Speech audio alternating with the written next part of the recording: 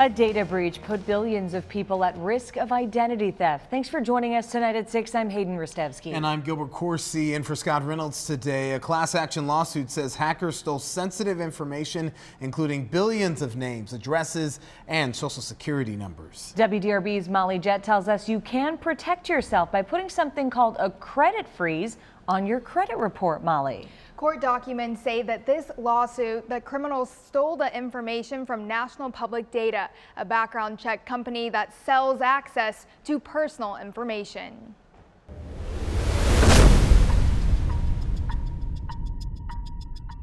Nearly 3 billion personal information records may have been compromised. It's become increasingly more common lately. A class action lawsuit says hackers stole names, addresses, and social security numbers.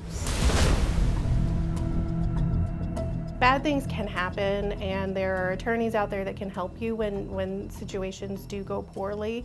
It's not something fun to think about, but you really can't live your life in fear. You've got to protect yourself to the best of your ability and then and just handle things as they come to you. Jillian Four, a financial advisor in Louisville, says one way to protect your private information is to place a security freeze on your credit report. Take advantage of any of the opportunities for the free credit protection. Most companies will give you a year or two of free services. USA Gov says a credit freeze restricts access to your credit report. If you suspect your personal information or identity was stolen, placing a credit freeze can help protect you from fraud. I think at this point in our lives, it's probably a good idea to invest in the security of your social security numbers. Zach Stewart doesn't think this will be the last hack. To be honest, I'm kind of surprised if mine is actually still protected at this point anyway. Everything kind of asks you for your last 4 digits. It seems like sites become less encrypted as time's gone by, so it's not really surprising.